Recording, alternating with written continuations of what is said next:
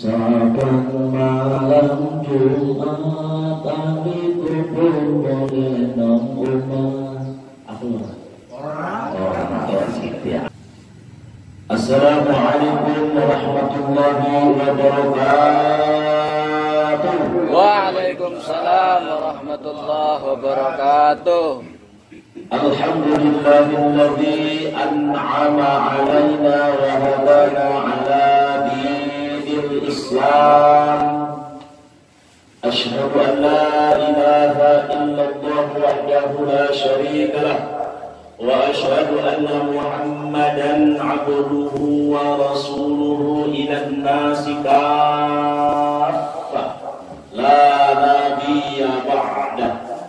Allahumma salli wa sallim wa barik ala sayyidina Muhammadin wa ala alihi wa sahbihi ajma'in. Amma ba'du, hadratal mukarramin, para alim ulama, para kiai asatid dan asatidah, wabil khusus guru saya Kiai Naim Ustaz Abdul Haq, Ustaz Latif, mata'alallahu fi tuli hayatihim, amin ya rabbal alamin. Yang saya hormati bapak-bapak jamaiyah khatmil Quran yang insyaallah Allah mudahkan kehidupan dan penghidupannya, amin ya rabbal alamin. Terlebih dahulu mari kita sama-sama bersyukur kepada Allah Subhanahu wa taala bil qouli alhamdulillahi rabbil alamin. Mudah-mudahan apa yang kita lakukan pada saat ini, pagi menjelang sore ini, menjadikan suatu acuan buat kita bahwa kita hidup perlu dan wajib bersyukur untuk menunjang kehidupan dan penghidupan kita, sehingga rasa syukur yang kita rasakan selama ini menjadikan suatu langkah ibadah di sisi Allah Subhanahu wa taala, amin ya rabbal alamin. Salawat dan salam tercurahkan kehadirat junjungan Nabi besar Muhammad sallallahu alaihi wasallam. Mudah-mudahan baginda Rasul memberikan syafaatul uzma kepada kita semuanya, dunia hingga akhirat kelak nanti insyaallah, amin ya rabbal alamin. Saya berbicara kayak di panggung besar, suara gede, wayuh, tapi saya anggap panggung besar ini panggung besar di hadapan Allah Subhanahu wa taala. Karena kita nilainya silaturahim, nilainya ta'lim, insyaallah lebih baik salat 1000 rakaat sunnah yang diterima. Insyaallah ta'lim ini menjadikan ta'lim perdana yang insyaallah berikutnya terus sampai akhir hayat menjemput kita, amin ya rabbal alamin. Hadirin para haji, para ustaz yang insyaallah dimuliakan oleh Allah Subhanahu wa taala, saya sedikit insyaallah mengulas sekitar 3 jam setengah.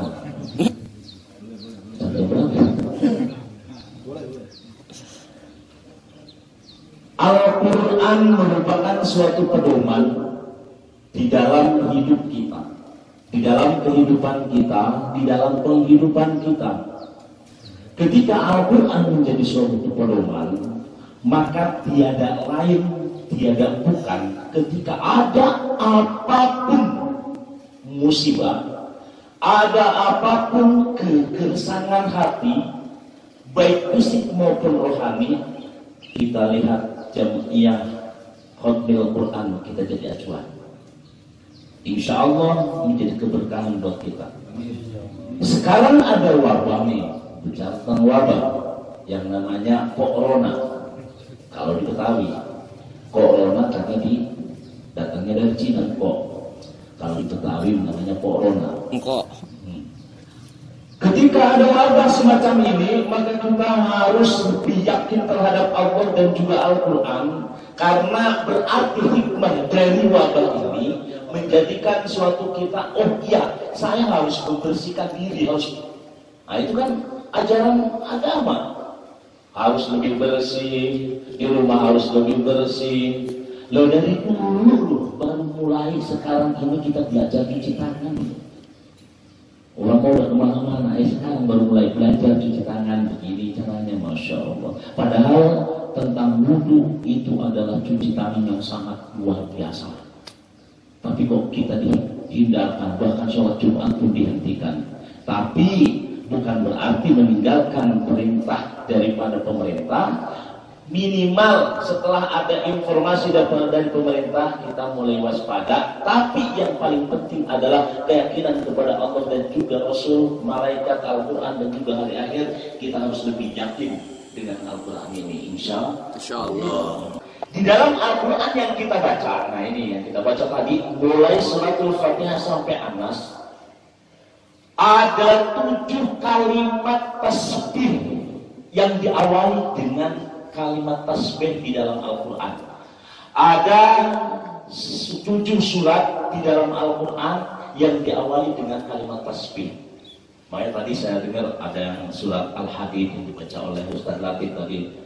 Sabbaha lillahi ma fis samawati wal ard. Ada yang musabbihu, ada yang musabbihisma rabbikal a'la. Ada yang dibaca ketika satu kalimat atau 2 kalimat enteng diucapkan tapi berarti bangannya, yaitu kalimat subhana. Di dalam surat Al-Isra, ini boleh kita buat itu buat kita semuanya. Saya ulang ya. Di dalam Al-Quran sebanyak 114 surat, ada 7 surat yang diawali dengan kalimat tasbih. Yang pertama adalah di surah Al-Isra. Subhanalladzi asra bi'abdihi laylan minal masjidil haram ilal masjidil aqsa ila akhirih. Kalimat subhana, kalau saya ungkap ini adalah isim masdar. Tapi kalau saya ngomong ke arah sana, saya takut ada protes.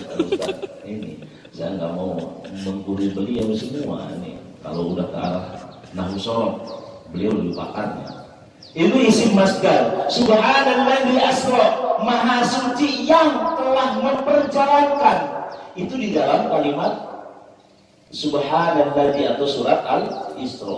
Ada lagi di dalam Al-Quran 3 surat yang sama awalnya persis. Kalimatnya adalah sabbaha lillahi, sabbaha lillahi, sabbaha lillahi. Yang pertama adalah surat Al-Hasyr.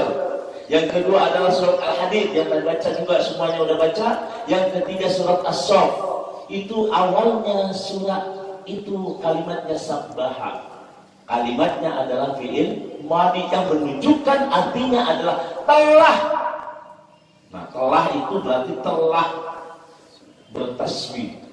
Semua yang ada di muka bumi ini telah bertasbih. Maka apapun yang kita pakai, apa yang kita makan, apa yang kita lakukan ini bertasbih kepada Allah Subhanahu wa Ta'ala. Jadi jangan takut dengan adanya penyakit, karena penyakit itu sudah diturunkan dari zaman azali. Kita lahir di dalam, ketika kita dilahirkan oleh ibu kita, ketika Allah berjanji dengan ruh, alastu birabbikum. Nah, ini perjanjian dengan ruh. Alastu birabbikum, qalu bala syahidna. Bukankah aku ini adalah Tuhanmu, wahai ruh? Kata ruh apa? Betul, kami bersaksi engkau adalah Tuhan kami. Maka ketika masuk 4 bulan 10 hari di dalam perut ibu kita, ketika melahirkan, ketika sudah mulai bergerak dalam 4 bulan 10 hari sampai lahir, maka kita diberi kehidupan oleh Allah Subhanahu wa Ta'ala, diberi hidup oleh Allah Subhanahu wa Ta'ala, diberi penghidupan oleh Allah Subhanahu wa Ta'ala, termasuk jodoh, mati dan juga rezeki. Terus kita dengan adanya wabah ini, terus kita akan takutkah dengan itu? Terus harus takut, kita harus lari. Maka sekarang ada namanya lockdown. Apa? Iya. Lockdown. Lockdown. Iya, lockdown. Tulisannya lontong. Tulisannya lontong. Masya Allah. Itu kita sudah mulai dari Jumatan pun kita sudah dibuka semuanya, semua tentang ibadah pun kita sudah diinikan. Masya Allah. Padahal penyakit yang namanya kematian semuanya sudah digariskan oleh Allah Subhanahu wa Ta'ala. Tapi minimal kita himbauan ini mudah-mudahan kita menjadi lebih baik lagi, insya Allah. Jadi ketika Allah melahirkan kita, setelah kita lahir kita dikasih hidup, kehidupan dan penghidupan. Dan kita juga dikasih rezeki, jodoh, mati, semua oleh Allah, sudah dikasih oleh Allah semua. Pada saat inilah kita menjalankan hidup itu, kita menjalankan kehidupan itu, kita menjalankan penghidupan itu. Jadi apapun yang kita lakukan mudah-mudahan menjadi ridho dari Allah Subhanahu wa Ta'ala. Kembali kepada kalimat tasbih yang di dalam Al-Quran, yang 3 surat tadi semuanya ada 7. Yang pertama adalah kalimat Subhana yang ada di awal kalimat di surat Al-Isra. Yang kedua kalimat Sabbaha lillah itu di dalam surat Al-Hasyr, Al-Hadid dan juga As-Saff. Yang dua lagi, berarti berempat. Yang dua lagi itu diawali dengan kalimat yusabbihu lillahi ma fis samawati wa ma fil ardh. Itu di kalimat atau di surat Jum'ah dan juga surat At-Taghabun. Itu kalimatnya fi'il mudhari. Maaf ya, bukan guru itu. Maaf. Itu kalimatnya adalah fi'il mudhari. Ketika fi'il mudhari, maka sekarang dan yang akan datang. Berarti semua yang ada di muka bumi ini, yang ada di alam jagat ini bertasbih kepada Allah Subhanahu wa Ta'ala sekarang dan yang akan datang. Maka insya Allah kita ini yang kita baca sekarang ini, yang kita pegang sekarang ini, menjadikan saksi bahwa kita kumpul di majlis jamaahnya khatmil Quran, menjadikan rodoh min riyadil jannah insyaallah. Yang terakhir, yang ketujuh adalah yaitu kalimat di surat Al-A'la yang kita baca tadi Ustaz Abdul Haq, sabbihisma rabbikal a'la. Dari kalimat sabbih itu menunjukkan arti perintah. Kalimat fil amal yang menjadikan suatu perintah buat kita untuk meninggikan yaitu li'ilai kalimat la ilaha illallah. Jadi 7 di kalimat inilah yang menjadikan kita orang-orang yang selalu bersyukur, yang bertasbih kepada Allah Subhanahu wa Ta'ala. Ketika kita berbicara dengan kalimat itu dalam Al-Quran, maka di dalam hadis Mukhtarul Hadis Rasulullah sallallahu alaihi wasallam bersabda, "Adibu auladakum ala 3 khisalin, hubbi nabiyyikum wa hubbi ahli baitih wa qira'atil Qur'an, fa inna hamalatal Qur'an fi dhillillahi yawma la dhilla illa dhilluh ma'a anbiya'ihi wa asfiyaihi." Ketika kita berbicara tentang tasbih di dalam Al-Quran, maka apa yang kita baca selama ini, yang barusan dari mulai setengah 8 sampai jam 10 barusan, ini menunjukkan bahwa atibu auladakum ala 3 khisalin. Didiklah anak-anak kita dengan 3 perkara.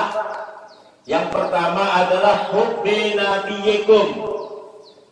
Yang pertama adalah didik anak-anak kita, termasuk kita dulu dididik oleh orang-orang tua kita, oleh guru-guru kita, menjadi didikan cinta kepada nabi-nabi kita semuanya, Nabi Adam sampai Nabi Allah Muhammad sallallahu alaihi wasallam, supaya kita tidak salah pilih. Nanti ditanya ketika talqin, man rabbuka enggak tahu, man nabiyuka tidak tahu. Apalagi zaman-zaman sekarang yang tadi dikatakan oleh Ustaz Abdul Haq, anak sekarang ini sudah menjauh dari Al-Quran. Betul itu, akhlaknya pun sudah berubah. Kenapa? Sudah zaman TikTok. Sudah zaman TikTok. Artinya begini, astagfirullahaladzim. Bukan dari anak kecil saja, sampai merebak wabah ini ke orang tua-tua, nenek-nenek pun jadi. Masya Allah, nenek-nenek kakek-kakek. Makanya hati-hati, tugas kita sebagai orang laki-laki nih, seorang suami, ini jaga suami istri-istri kita. Udah mulai dari anak kecil sampai mungkin istri kita udah mulai TikTok itu. Masya Allah, saya melihatnya indah lillahi wa raji'un. Iya kalau cantik, nenek-nenek Masya Allah. Hadirin yang dimuliakan oleh Allah Subhanahu wa Ta'ala. Jadi ketika hubbi nabiyikum, yang kedua adalah wa hubbi ahli baitih. Nah ini Hufi ahli baiti itu ada dua penafsiran. Yang pertama secara sanad, yang kedua secara nasab. Keluarganya Nabi itu ada secara nasab, ada secara sanad. Secara nasab ya keturunan yang kita kenal mungkin habaib, ada syarif, ada sajid. Yang secara sanad al-ulama'u warasatul anbiya, ulama itu pewaris para nabi. Maka Ustaz Abdul Haq, Naim, Ustaz Latif yang ditinggalkan bahaya. Kalau tinggalkan nanti gimana? Udah menjauh dari ulama bahaya. Kalau udah menjauh dari ulama maka siap kehancuran umat Islam, kehancuran muka bumi ini akan lebih dekat karena sudah menjauh. Maka salah satu jalan untuk tidak lepas dari ulama, maka jamaah Fadlil Quran ini kita laksanakan. Ya alhamdulillah, masya Allah. Di tempat saya maaf, mungkin baru tahun kemarin, anak umur 60 tahun baru belajar ngaji.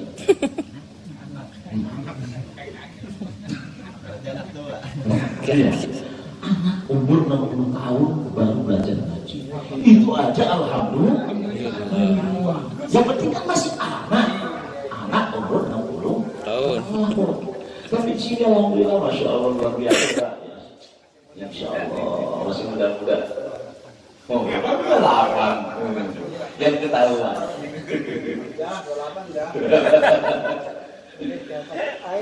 Yang ketiga kata Rasulullah SAW yaitu wa qiraatil Quran, membaca Al-Quran secara kontinu. Fa inna hamalatal Quran, apalagi kalau dia itu sampai membawa Al-Quran, pengertiannya ada yang menghafal Al-Quran, ada yang memakai istilah Al-Quran itu menjadikan suatu patokan buat dia sendiri. Fa inna hamalatal Quran fi dinillahi wa la dilla illa billah. Pada saat itu Al-Quran yang akan memberikan payung, dan tidak ada yang memberikan payung pada saat itu kecuali Al-Quran. Di mana itu? Yauma la dilla illa billah. Di waktu nanti kiamat datang goncang gancingnya. Goncang gancing jiwa kacang bencang kacang bawa apa dulu ojo sore kaki apa lah ono dewa lang jagat langit beri goncang gancing kiamat datang. Kalau udah langit digoncangkan oleh Allah, gunung berterbangan, maka pada saat itu tidak ada yang mampu untuk menolong, tapi Al-Quran memberikan syafaat. Wa nunazzilu minal Quran ma huwa shifaa'un wa rahmatun lil mu'minin. Telah aku turunkan kata Allah Al-Quran minal Quran bahwa syafaat untuk obat. Pengertian obat di sini adalah syafaat dunia maupun akhirat. Kalau kita syafaat obat untuk dunia dan akhirat, maka apapun penyakit yang ada di muka bumi ini dengan Al-Quran yakin bisa. Untuk syafaatul umpanya untuk nanti di akhiratnya, Al-Quran memberikan tahunan, memberikan payung. Masya Allah. Makanya pada saat ini kita membaca Al-Quran, yakin ma'ambiyaihi wa asbiyaihi nanti akan disertakan dengan para kekasih-kekasih Allah. Masya Allah. Kekasih-kekasih Allah, para orang-orang soleh, kita akan berkumpul di situ. Para orang-orang soleh, orang-orang yang hebat di hadapan Allah, maka kita akan berkumpul kalau tiap bulan, tiap minggu ataupun kapan kita mulai membaca Al-Quran. Maka insya Allah kita disertakan para nabi dan juga para kekasih Allah. Bahkan di dalam hadis lain, di dalam kitab Mukhtarul Hadis, idza khatamal abdul Quran sallallahu alaihi inda khatmi sittuna al-kamalatin. Barang siapa yang hatam Al-Quran, seorang hamba hatam Al-Quran, pada saat itu malaikat sebanyak 60.000 malaikat mendoakan kita orang yang hatam Quran itu. Maka tadi kita khatam nanti Fatihul Quran doa maka 60.000 malaikat sama mendoakan kita. Masya Allah, doanya baik ya Allah. Mudah-mudahan hidup kita, kehidupan kita, penghidupan kita dimudahkan oleh Allah. Kata malaikat 60.000 malaikat apa? Mudah-mudahan engkau begitu. Masya Allah, itu 60.000 malaikat yang doain kita. Kalau doa kita belum tentu dijabah. Dengan khutbah Quran ini, maka malaikat mendoakan kita yakin dijabah oleh Allah Subhanahu wa taala. Ini malaikat yang sifatnya doa. Mungkin saya atau Ustaz Latif, Ustaz Abdul Haq belum tentu dijabah.